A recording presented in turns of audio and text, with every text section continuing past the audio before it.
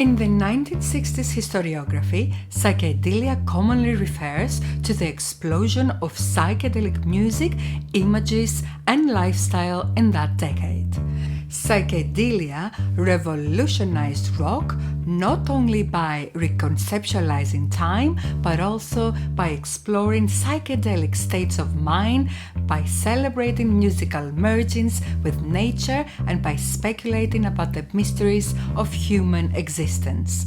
The soundtrack was provided by acts like the Grateful Dead, Jimi Hendrix, Jefferson Airplane, and its spiritual home was in San Francisco. In most instances, psychedelic music will be shoehorned into the single year of 1967. For a brief moment in time, everyone's focus turned into a small district called Haight-Ashbury, where a group of youths engaged in rewriting their society's cultural rules. This video essay will discuss the concepts, lyrics, artists, and events emerging in the city of the Summer of Love, profoundly influencing music and popular culture decades after. The social, political, and musical movements of the 1960s did not emerge from the ether. Still, they were a culmination of events that began to gather momentum soon after World War II. Inspired by the Beats writers such as Allen Ginsberg and Jack Kerouac, 60s youth began looking for inspiration beyond materialism and money-making, as emphasized by 1960s society. Some of the youth identified as part of this new subculture that became known as hippies. The hippies' characteristics included casual clothing and long hair, and communal, straightforward lifestyles.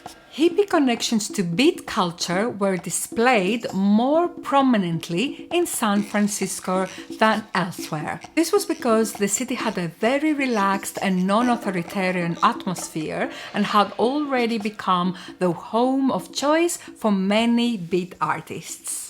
The North Beach district was the San Francisco literary renaissance home, forged around poets and writers such as Kenneth Rexroth and Gary Snyder.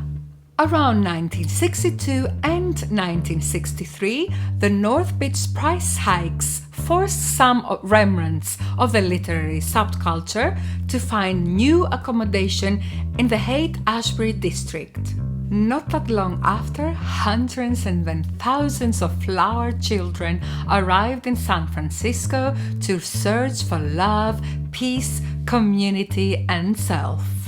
Music was a large part of hippie culture, and concerts were usually scheduled for 3 or 4 days each weekend. They often involved an out-of-town touring artist such as Jimi Hendrix or jazz musicians such as Roland Kirk and Miles Davis, aside from local rock bands. Like all rock music, psychedelic rock has its origins from African American sounds through its evolution from rhythm and blues and rock and roll.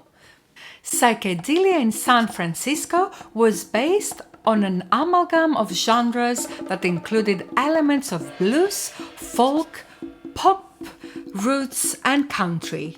Those primary sources were elaborated into lengthy arabesques influenced by jazz and Indian classical music improvisations combined with the early rock and roll and the Beatles' energy. Music amplified to the point where the sonic waves could produce physical effects. Collectives like the Grateful Dead, Quicksilver Messenger Service, Jefferson Airplane, Country Joe and the Fish, and Moby Grape played over weekly psychedelic rituals. These concerts were fully interactive, involving elaborate experimental light shows that subsumed band and audience in a collective swirl of activity. The organizers pioneered the hallmarks of hippie culture with body painting, mixed media presentations, and tons of LSD. LSD, a legal substance until October 1966, have been a fundamental symbol for the hippie community. Counterculture figures such as Timothy Leary would openly share their psychedelic insights with their audience. What could Jimi Hendrix possibly have meant when he asked, "Is it tomorrow or just the end of time?" Jimi more likely interrogated the nature of consciousness under the influence of LSD, an inquiry that preoccupied many artists, intellectuals, and psychologists throughout the 1960s. Back in San Francisco in 1965, the first acid test event was arranged in La Honda by the author of The One Flew Over the Cuckoo's Nest, Ken Kesey, and his friends. Augustus Owsley Stanley III, the son of a prominent attorney and grandson of a U.S. senator from Kentucky, supplied the LSD. From late 1965 on, he produced nearly 4 million tabs of LSD from a warehouse in Point Richmond. His loyal customers included the beat poet Allen Ginsberg, comic Lenny Bruce, New Age pioneer Richard Alpert, the Mothers of Invasion, Big Brother and the Holding Company, singer Janis Joplin, Jefferson Airplane, and singer Joan Baez. Leading up to 1967 Summer of Love were 4 primary events. The Trips Festival, held at the packed Longshoremen's Hall in January 1966, the Love Pageant Rally at Golden Gate Park in October 1966, the very last day LSD became illegal in California. The human being of roughly 30,000 hippies in Golden Gate Park in January 1967, where Dr. Timothy Leary implored the vast audience of assembled hippies to tune in, turn on, and drop out. Nearly 60,000 people gathered in Monterey for the annual Monterey Pop Festival in June 1967. As expected, all the big rock bands were there, including the Jimi Hendrix Experience, Grateful Dead, Jefferson Airplane, The Doors, Otis Redding, The Byrds, Booker T and the MGs, and Ravi Shankar.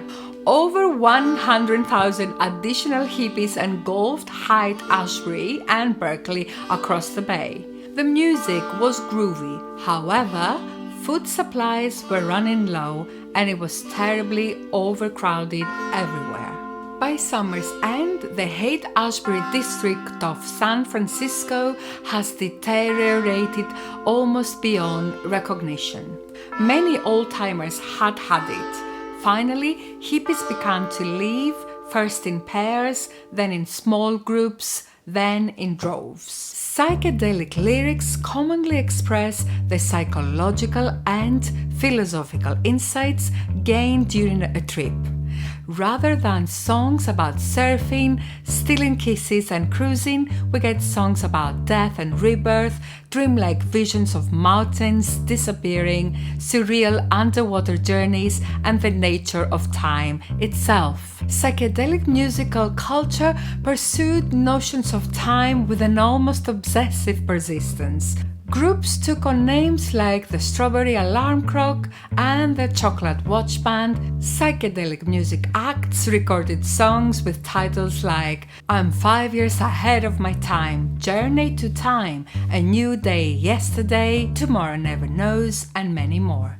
Given the magical potency of the moment as experienced under psychedelic states, rock lyricists wrote about the poetic conversion of carpe diem, the psychedelic separation, psychedelic nostalgia or childhood memories. Indeed, virtually all psychedelia in popular music experiments with time. The psychedelic sound was widely distributed in all corners of the US and Europe's musical universe. The period from 1965 until 1966 was a decisive one for psychedelia's development. The Yardbirds had begun to explore most of the components that would be essential to the later, more obvious psychedelic work. The Beatles had released Rubber Soul, the Kings had released Sing My Friends, and a great deal of sonic experimentation had taken place in genres such as instrumental surf rock. The Byrds' 8 Miles High single, released in March 1966, is widely credited as the first psychedelic rock record.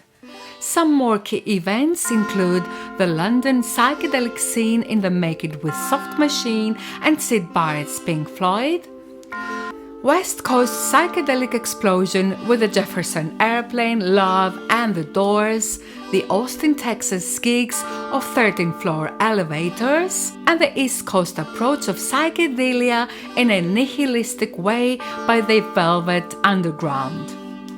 By 1968, Sly and the Family Stone combined the local psychedelic rock sound with the funk sounds of James Brown, and in 1969, the Temptations would write Cloud 9. The 60s was a time of possibilities, optimism and hope, a time of the utopian dream. Sometimes the dreams come undone, as with the Summer of Love and the short-lived Haight-Ashbury experiment. The psychedelic movement evolved throughout the first half of 1969, but the social and civil unrest shed psychedelia's superficial representation of peace, love and freedom. Despite this end of an era, many musicians previously active in the psychedelic scene would shape various prominent genres that emerged from a vanishing movement's fumes. Hard rock, progressive rock, glam rock, electronica, space funk, sunshine pop, shoegaze, acid house, neo-psychedelia and the rave culture are all descendants from the ashes of psychedelia.